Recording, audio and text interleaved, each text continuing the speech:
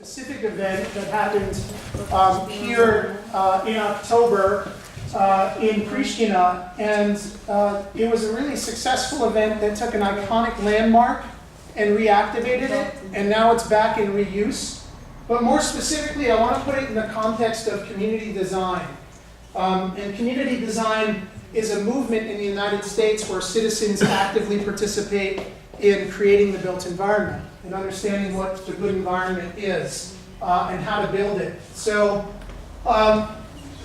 this story will start first in the States, and then we'll move back to Kosovo and try to put context to what happened to this building, why it's an iconic landmark, and how art activated it. So this is the US, this is home, a large country that is sort of broken up into states, as we know. This is where I want to focus on, partially because before coming here, I worked in Rochester, New York, and there's a unique relationship between A.U.K. and Rochester because of the Rochester Institute of Technology. So a lot of things happen in Rochester. Let me put a little more perspective on it. Here is a list of community design centers and community-based architecture organizations in the States. The ones that are pink are ones that are associated with universities in some level. So they're not-for-profit organizations that exist in order to have professionals interact with community groups, citizens at large, to understand their built environment and to make changes. I'll give you some examples as we move forward. So that means if you live in inner city, let's choose a city, let's say Youngstown, and there's a community design center that's there, and you have problems with connectivity. There's no access to grocery stores, for example, in that neighborhood in the States. A community design center is there to interact and help the citizens envision how to change that process. So we'll get to why that's important for Kosovo and Pristina. The one that I worked with, of course, and that got me into this whole process, was the Rochester Regional Community Design Center. And it's made up of architects that decided they didn't want to build large buildings or work in the private sector, but instead decided they wanted to give all of their talents to the community and the community development in order to improve their neighborhoods. Here we are further right back down into New York State to give you an idea of the landscape work we're dealing with. New York State is a rather large state with a huge population. We're going to see a lot more about that tomorrow and the next day and the coming week, right, because of the presidential elections. We'll learn a lot about populations in the states and sort of see that.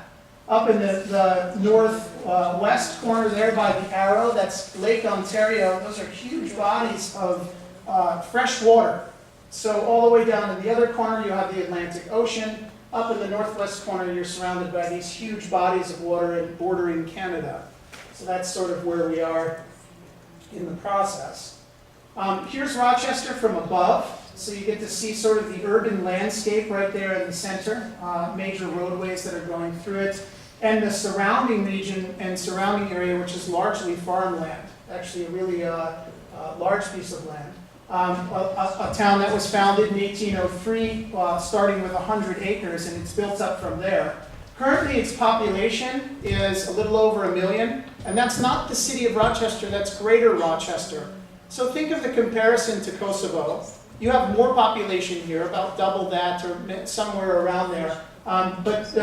So we're dealing with regionally the same number of people in some way, but in a similar landmass, actually. And that's particular to the States. Median age there, and this is just some facts about the place, almost 40 years old. And I'm not going to read each of those things, but you can see it puts it in a bit of context. And here we are, again, visualizing the place, zeroing further into it. Here's a landscape view of Rochester, and itself has a number of iconic landmarks that are there. I'm just going to show you a few of them. One is the Kodak Tower. So what's this place known for? And again, that collective sense of how you think about place and what it's known for really comes down to the built environment often and how you interact with the built environment. So those of you who know Kodak, the imaging giant, which has gone through some serious changes in the past 20 years, was developed there. So a place of Rochester is kind of known as an imaging center because a lot of the inventions in imaging came from that place. Additionally, Xerox was invented there. So every time you make a photocopy, and I know we do a lot of that in Pristina, every time that that's happening, know that that technology was developed and pioneered in this place. So you have, and their corporate headquarters are still located there, and it's the second largest economy in New York outside of New York City. So you're dealing with a place, third largest population in New York outside of New York City, but the second largest economy, largely due to these large businesses that are there. And right smack dab in the middle of Rochester, New York is Great Falls. So if you imagine looking at the map from above, there's this absolutely gorgeous and beautiful waterfall along the Genesee River that is right in the middle in the center of the city. So they have all these beautiful natural resources that are available right in the middle of the city, and businesses and iconic businesses. So let me show you from above once again. Here's the city. As you can see, it's divided into neighborhoods. I don't have a laser pointer, so I'm just going to point up here. You know, it's a really American design, very ordered, very leveled, divided into neighborhoods. The neighborhoods are marked here on the map. Those are major roadways going through Rochester. This is something they call the inner loop. And in American cities, again, if you're thinking about your built environment from above and from different perspectives, one of the things that happened in the 50s with the building of the major highways across the US, and you in Kosovo are building major highways now, actually across and around it, is the development of these systems of large highway systems around the city to be able to get to the city center and places in the city center easier, and to be able to live in the suburbs. So you can work in the city, but live in the country. And that's sort of the idea. A number of Americans, I'm one of them, thinks that maybe this model isn't so sustainable. So how do you get people to live back in the city center and have an active city center where you could live and work in a similar place? One of the problems now to that ideology is an inner loop, which we think of as a moat, the thing that would surround a castle and to keep your enemies from coming in, or your attractive women from leaving. Something like this. That's a joke. I worked on that one for a while. I'll keep working on it. Here's the High Falls District, the picture I just showed you. That's where it exists, right outside of the inner loop. And it's not a place where lots of people live, so it's not a resource that we're using very well. And the Community Design Center that I worked at for quite some time and was introduced to this sort of national network is located here. Again, I'll bring you a little closer to give you an idea of what that looks like. How great is it to have Google Earth and Google Maps so we can move around the world like this? Right next to the place itself, there's commerce that's happening. So you see a major rail line that's running through Rochester, New York, heading across the whole of the US. You see the city school buses and school bus system, that's those little yellow guys there. And lots of industrial buildings right along the railway. Why? Because from 1803 to 2012, a lot of industry was moved around by water and then by rail, and so it makes sense to build your factory next to the rail line. So that's what we're looking at. But now, those industries, we don't necessarily move everything by rail anymore. We move it by truck, we move it by plane, we move it by different transportation. And what to do with those big empty buildings that are beautiful and built and very sturdy, what to do with them. So there's our little place, and I'll bring you down a little further. And yet, one more time, and there we are on the ground. And you see, this is a beautiful structure built with brick. I think if you had to build this structure today, it would cost magnitudes more than it was when it was built originally. So every place has places like these. And what did we do in the States? Well, we struggled, a number of struggling artists and those of us with some ideas. to be able to create uses again for these industrial places. Studios, professional offices, buildings to be able to get ideas off the ground. And this is what we do inside. A community design center is essentially a place where citizens come to interact with design professionals, even someone like me, who's a visual professional, who are able to talk about getting visual ideas from their streets and in their hearts, essentially, and into some kind of organized view. And it looks very much like this. You come to a place, we're looking at neighborhoods, we're having citizens themselves mark the places that need change. We look for connections between them. So, what are those things in the States? Well, I would ask you, what are those things for you? What are the things in your neighborhoods in Pristina, in Kosovo, that need change? And how to address those changes in the built environment? I'm talking about design. So some of the things we look at in the States, because it's so huge, everyone needs 2 cars to get around. So the cars are a big problem. We're not getting around by rail very often, we're using automobiles. If you look at Pristina today, it feels a lot like the States. There's way too many cars in it. So this is the case. So we deal with making detail on the human scale for human livability, creating connectivity. You have to get from one area of the city or the town or the village to another. And how do we create that, both for the pedestrian, for the biker, for the person who's in the vehicle, and make it safe and attractive in a place that people want to live. And another one is hiding parking lots from the streets, getting those cars somewhere else. So the places where you live and work and walk are not machine-ridden, but they're built for the human scale. They're built for another purpose. And inside the place, it often looks like this. This happens to be a picture with some scholars from the University of Rochester. This gentleman sitting here with the awesome New Balance sneakers is Dr. Seligman. He's the president of the University of Rochester, one of the bigger employees in Rochester. Now that industry has left a bit, the #1 export probably of Rochester is education. And those of you who are students at A.U.K. are beneficiaries of that export. That's what's being exported to you. And then we bring it to the streets. So this is actually brought to a neighborhood itself, and you can see the president of the board of the RRCDC there, Roger Brown, and some of our workers taking a look at neighborhood ideas that were designed inside the center and bringing it to the citizens and giving them a chance to interact with those designs, those ideas. This one happens to be the Susan B. Anthony neighborhood. And those of you who don't know, this is actually a wonderful day to say this because tomorrow is the US election. Susan B. Anthony is a pioneer of women's suffrage, the right for women to vote. So she fought valiant battles and lived right there in Rochester in this neighborhood, which is now named the Susan B. Anthony neighborhood. And we built a charrette for them because you'd think, wow, that's a great history. That must be a great neighborhood to live in. But no, with the choices that have been made, it's not such a great neighborhood to live in. Many houses are abandoned, many in disrepair, crime levels are up, and it's cut off by the giant moat we call the inner loop.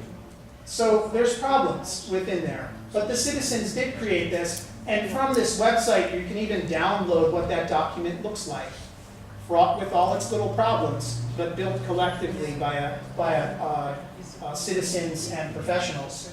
And that actually translates into action. It gets built, and then people get together to do the things that they need to accomplish as laid out in a vision plan.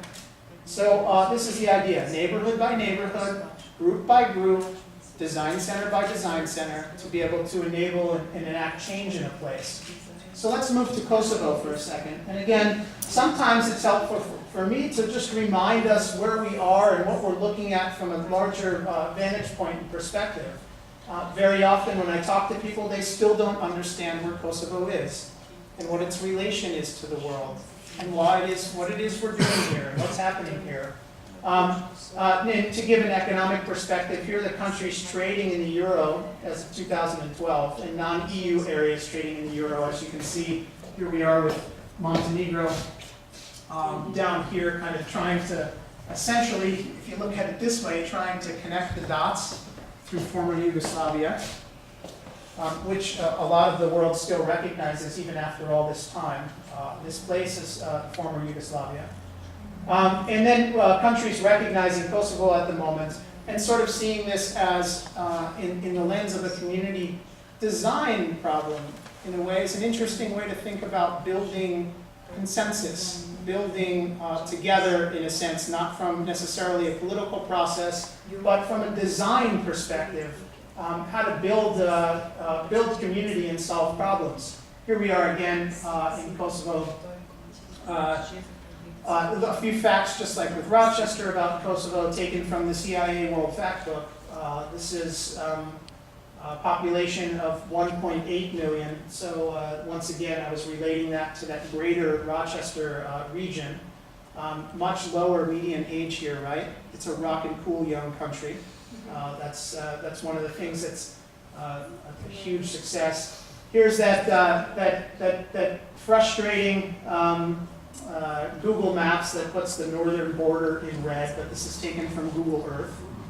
And here we are moving in on the city, and again, in comparison, very different city, although a human population, very similar, living in it, very different time. There's a different sense of structure and order. You're not going to find that American grid system so easily laid out, so large.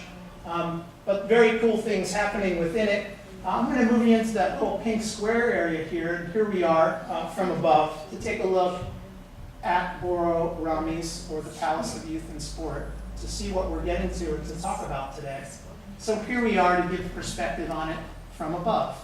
Here's our iconic landmark, how large it is. We all know the Grand Hotel. As you can see, the landmark is at least twice or 3 times the size of that, and the new government building. Here we are from the ground level as we're moving in. There's our little special guy there. As we get there, here it is from a different perspective. All these pictures found through open sources on the web. And, oops, here we go. And there it is from the front of the building. As we all know, it sort of sticks up in our landscape. So we can say, as built environment goes, that certainly is probably the largest, biggest, most central, iconic landmark inside of Pristina. We think of it as newborn now. But behind there is this big structure. And in February of 2000, half of it burnt down. So this is after the war. And this was has nothing to do with anybody bombing anything or anything. It had to do with what they think was some canisters of gasoline below that caught on fire, and the place burnt down. This is the only picture I could find of that actual event itself.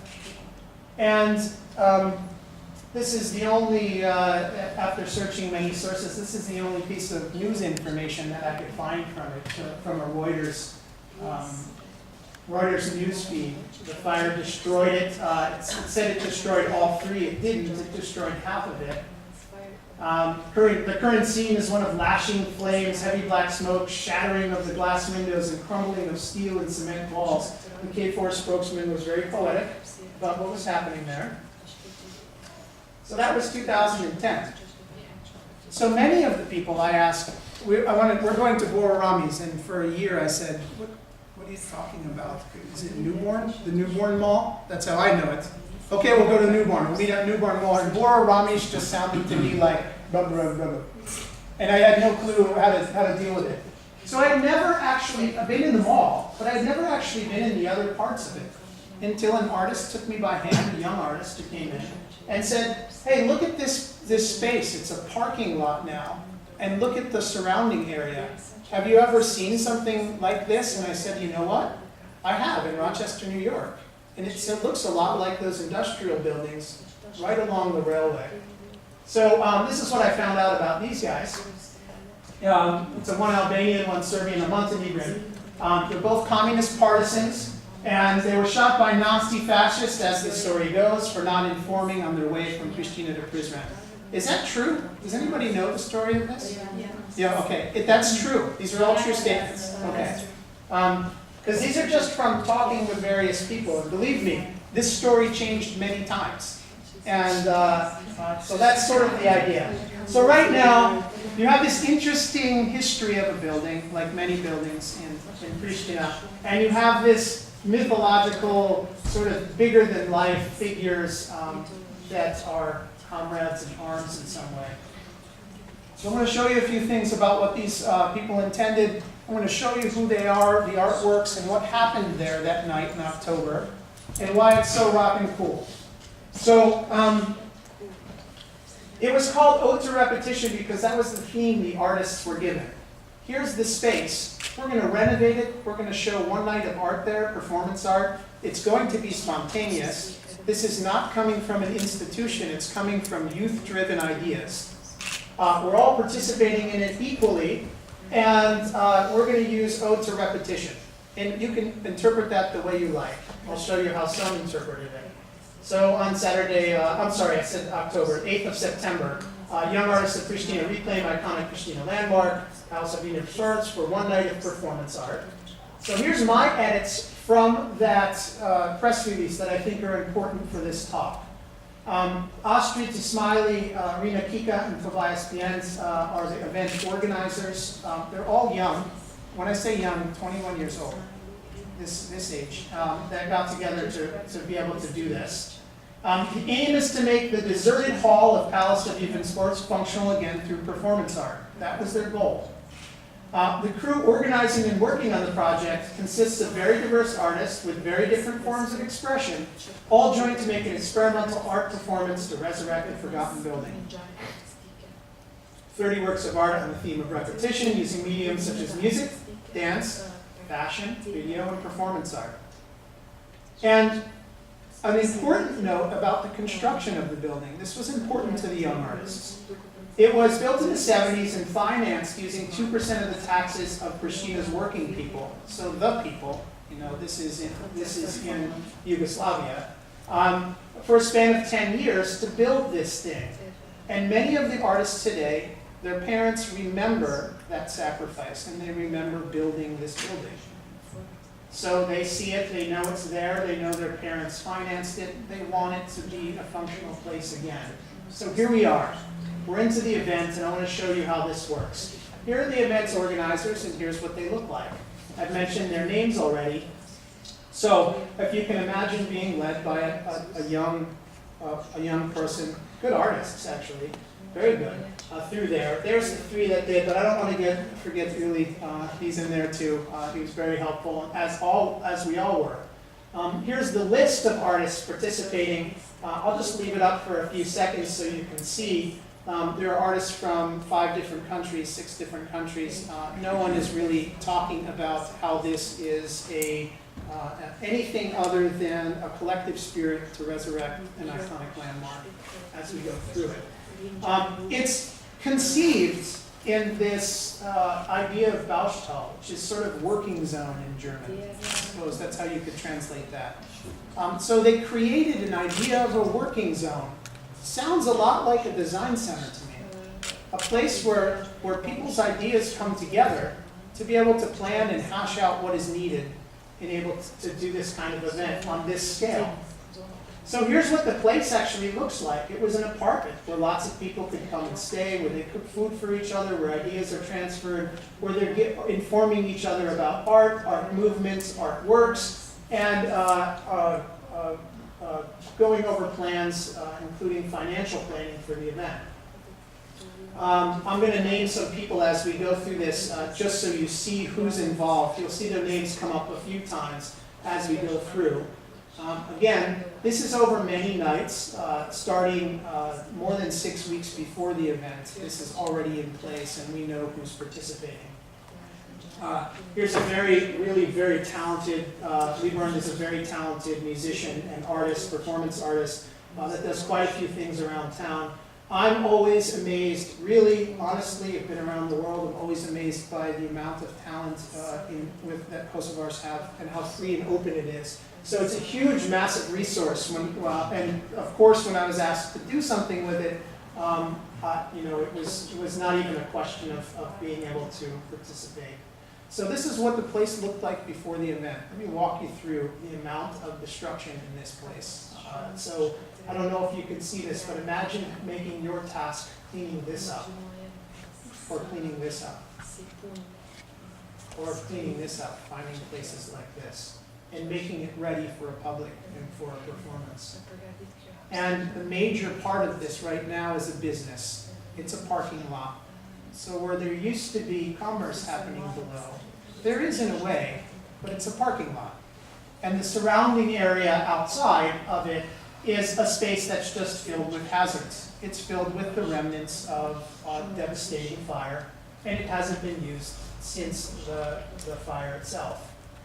And this is what it looks like, you know, because it's not piled, just even things like these rugs sitting there in filth for the past 15 years. Or finding the dead animals that are up there. It smelled horrible. It was a space that I thought, dear God, there's no way you could clean this space up in that time. We're going to need some very powerful fire hoses. But many people chipped in and decided that we were going to do this anyway. So there was some professional cleaning, but mostly it's the youth of Pristina, youth of Kosovo, and friends who got together to be able to do this event.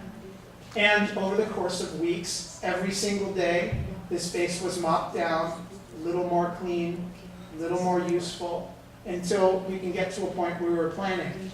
Because it was a sports hall, there were lots and lots of pieces of stuff around, wood, old seats, old things. And the idea for the artists was, use the space and the stuff in the space to make it alive again.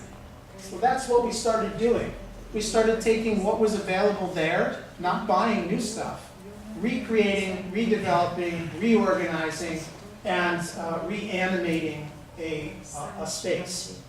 And here are some of the views of that as we move forward through it. As you can see, things start to look good after a little bit. Shiny, cleaner, a little bit closer to usable. And we started then using the space as the space of creation. So you're not going to go home and create your art in your bedroom. You're not going to go home and work on something in a theater and then bring it there for the night. We're going to work together as we build new works, and every work there was a new work. We weren't bringing old work in, so a new work, and we're going to work on it collectively together. If you can see the various people around through here, I'm there in back holding my baby. There's some folks that became interested, some young folks who just happened to be around the area that said, we want to support you, we want to be a part of it. And so the planning began, and it came down to a lot of artworks to develop and specific needs, including electricity, floors for the dancers, props and ideas that had to be brought in safely. We had to open the back entrance to the place. And people beginning to work, rehearse, deal with how their art is going to look over the course of many weeks. And we'll see more from Marina, who's now a New York-based artist. Upstairs, there was areas above that toilet. Upstairs, there were some rooms, and those were used as space installation rooms. Even the top area became a space installation where we brought things that seemed to be important to the area, like bringing new life, literally flowers into the place, and have them planted, have natural things react within the environment for it to grow on. Here's Guli, again, working on some drawings. Anything in the space could have been used. I was there building with several others. Dookie is not an artist. Well, he's an artist in his own right, but he's an engineering student from A.U.K. that I used, that I hired to help me build a simple machine that I used within my piece. So being there every day helped create that community. We got to know each other a lot better than we would have, and we were very resourceful with each other's ideas and respectful of the end result, which is the one performance night. During this time, this is when the artist band in Russia, Pussy Riot, was arrested and put in jail. So the Free Pussy Riot event also came to Boro Ramiz in this, And it seemed really natural because artists support one another throughout the world. And that was another sort of a nice collective idea, but there was lots and lots of work happening. So I could say during the day, I didn't have much time because I'm working on my own work.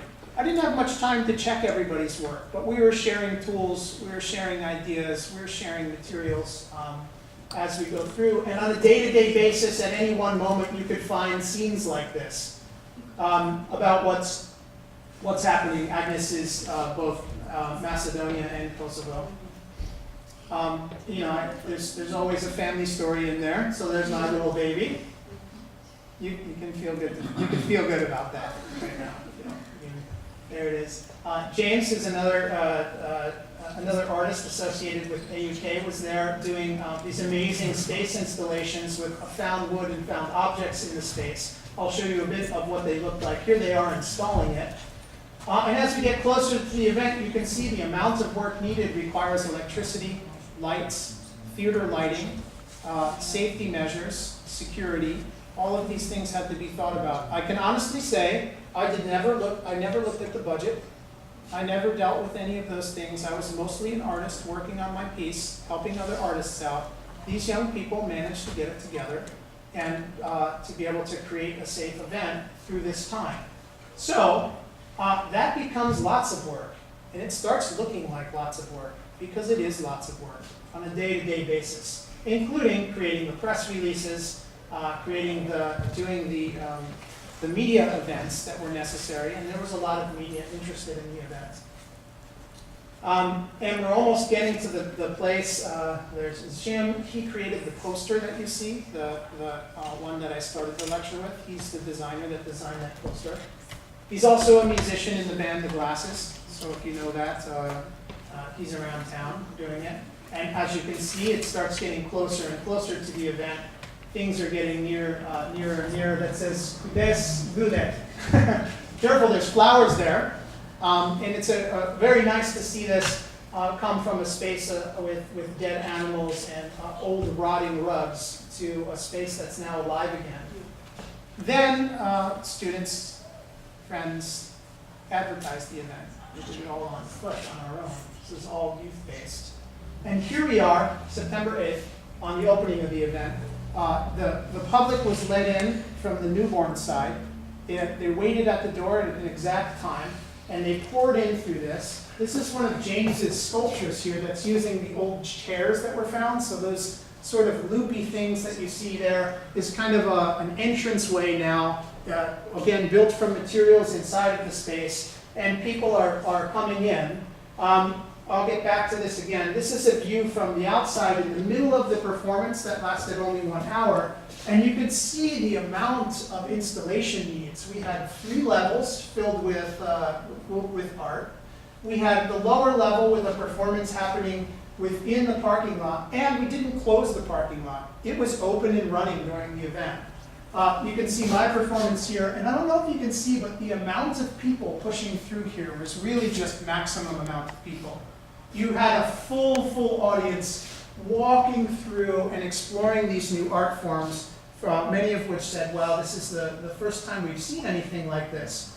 Now, as we walked in, and this is from the event itself, the ghost of Boro Ramiz past is walking through, leading the audience into the place. So the doors open, there's the ghost dressed. The ghost is then walking through the space as we see it. And the participants are at first encountered with this first artwork, and they had to walk through a number of people, regular citizens, some performers, with doors, and doors that were found in the space mounted to the wall. And they were walking and humming as we go through. And I'll show a video at the end so you can see it. And the audience had to find their way through it. Now, the ode to repetition for this young artist was, wow, in the Balkans, we tend to just run into the doors and back up and do the same thing again and again and again. And he wanted to visualize the frustration of that process and the idea that it affects us all, young, old, it doesn't matter. And we're all navigating through that beautiful space. I thought it was such a beautifully conceived piece. and the audience had to see this. If they chose not to, they could go around to one side, but all audience members had to walk literally through a performance as we go through. Here's Agnes's piece that had to deal with washing and cleaning, so you could walk through and stop and stand and see and watch the performance as you go, or just continue, or view from afar from a different distance. And the people kept pouring in to come, to explore, to see what's happening. There's performances also happening along the way that you could find and interact with in some way as well. There's our type. Again, there's fashion, so you're seeing space installations right next to other types of installations that are inside the works themselves. And it's actually very beautifully lit. So there are lighting designers who have come in and who have mounted and made sure that there's enough power for the lights, and rehearsals had happened beforehand. Some of these pictures are from the night before. And these are period dresses from the time, in the 70s and 80s. So you're looking at fashion, actual fashion from Yugoslavia. And here's more of James's installation. And there's Liborn, who's playing live music. There was a live music set for an entire hour of original music developed exactly for this event. So the space is filled with sound, and specifically sound created by Kosovar artists to be able to interact with the space. He's, like I said, I think a very brilliant artist, brilliant musician, and he was also doing a performance at the time with some of these instruments that he created himself. Here we are, and here's how the crowd looks, sort of stopping to view. Some people are making photographs of even the images that are painted on the wall. The Free Pussy Riot and other ideas. This particular, this was a red curtain, and you could go in there and you see this piece here. This is a Spatz piece. And so audience members have secret little rooms to look in and look at and explore if they would like to, or participate with. This is from the rehearsal night, this picture. There are also performances that sort of stop. Does anybody know who these little characters are? Ivana, do you know? Yeah, I know. Tell. I was also too young to be one of pioneers. You were too young? These are Tito's pioneers. I'm basically the and first so generation who were not pioneers.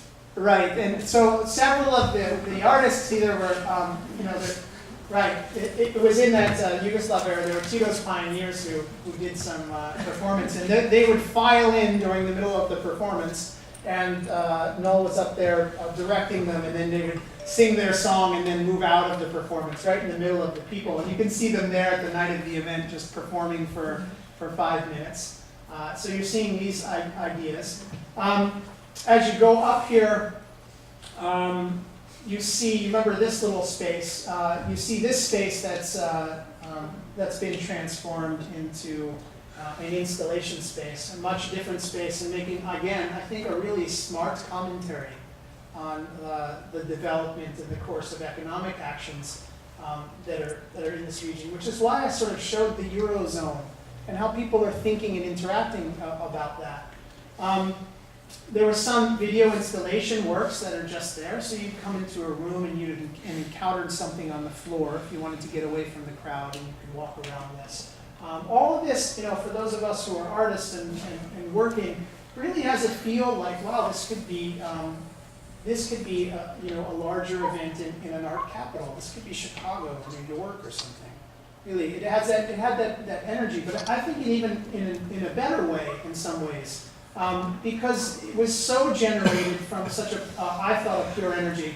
Up at top, the Ghost of Boro Ramiz past is swinging and staying in there, and people could come up and they can enjoy that space for a breather and look down on the works below.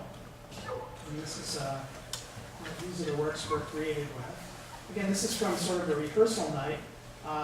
Tobias is doing a second performance, Of course, new love affairs and events crop up in this sort of thing.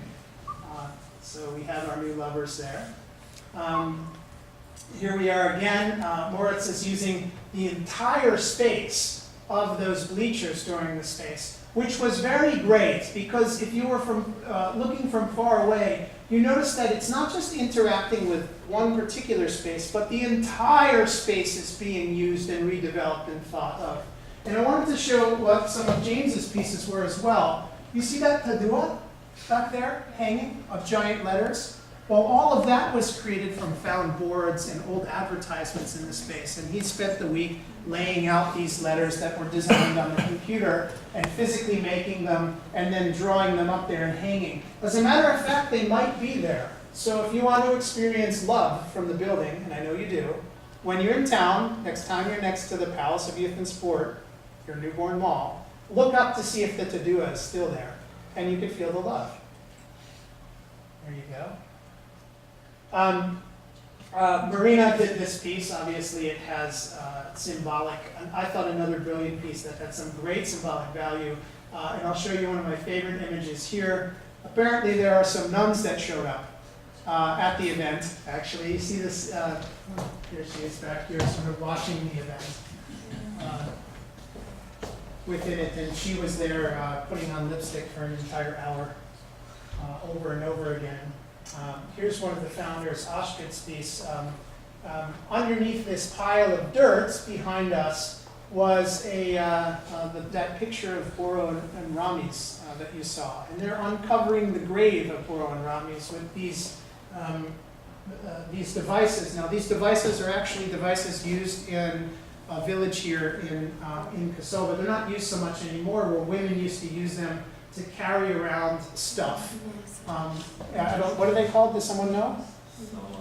No, to carry around things. So they're literally with these sort of redevelopment of this idea of these cultural heritage pieces built from the chairs within Boro Ramiz spaces. It's remimicking that, and they're literally uncovering the grave of Boro Ramiz. And as they move through, they're dumping it outside, and he even brought a whole bunch of sheep from the villages. So you see this dirt being dropped into the space where a number of sheep from the villages have been brought from. And they were hanging out here. I was really nervous for them at first, but they seemed to just sort of chill out and kind of like the space in some way. Here we are from the side. There I am in this chair. This is the chair that was developed. It was intended to turn a sitter. So for an entire hour, very slowly, there was an absurd machine of someone cranking. The cranking device is delivering energy very slowly to a chain, and the chain is kind of turning this chair, all built from materials that were around or near there. Of course, the chair itself used to be my office chair, not from A.U.K. It was my home office chair, and was used in here. And that took a long time to sort of create. Along with this, during the course of the entire event, I used that device, same as you see here, but during daylight hours, to photograph all of the performers in the event. So the sitters themselves also had their chances in the chair for the entire 2 weeks. And I re-showed, I think I had 30 sitters by the time I was done, that were performers and people who just elected to sit in the chair of the event. And they were slowly turning in video rotation on these 5 screens. So you had this, this sort of constant repetition. I'm not being from here, so I thought, what way to represent immediate energy that's in the space. Also below, which I thought was one of the most lovely conceived pieces I could think of, were these 2 skaters, and there was a spotlight following them the whole time. And the skaters were literally skating through the cars. So at any one moment when you looked down, you saw this beautiful vision of these skaters kind of moving through here. And of course they're dressed in costumes. And those people, when I showed this same talk in the States a month ago, when I showed this, they were into this because, again, we have cars in parking lots. Then at the end, when we were done, the ghost of Boro Ramiz led the audience out, and underneath the grave, of course, was Boro and Ramiz. This time they're kissing. And then they get moved out of the space, being taken out by the performers. The doors close, and we're done with the performance, and people are left with their palace of youth and sport alive again. So, with that,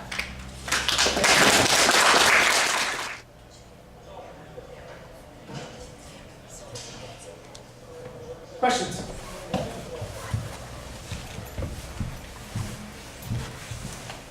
Yes. Dan, my understanding is that this event had a larger, other than the artistic purpose, which was to get the powers that be, so to speak, in Pristina to reconsider not tearing down a building or something to that effect.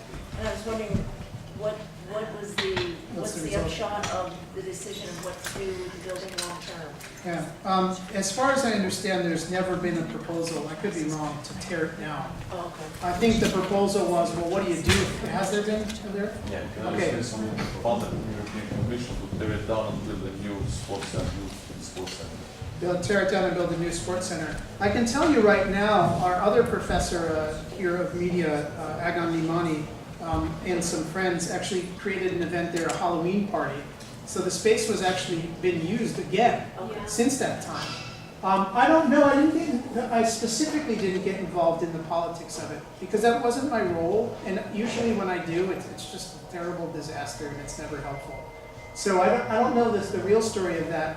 What I think was really though, was the real success I think was that they showed these young people actually achieved their goal in a way that I've never been seen before. It was so successful that I couldn't have imagined it this way. Yeah, I was just interested Yeah. whether What's happening with if it the now? building is considered too far gone structurally to keep, or I'd hate to see it, I mean, it's obviously. From what I understand, engineers did come up there and take a look and deemed it sound enough to be able to do this event. And this wasn't done without having a professional up there to see it. And the architect of this building is still in the building. You can still find and go talk to the architect of the space. My guess is they won't tear this down. That's my guess.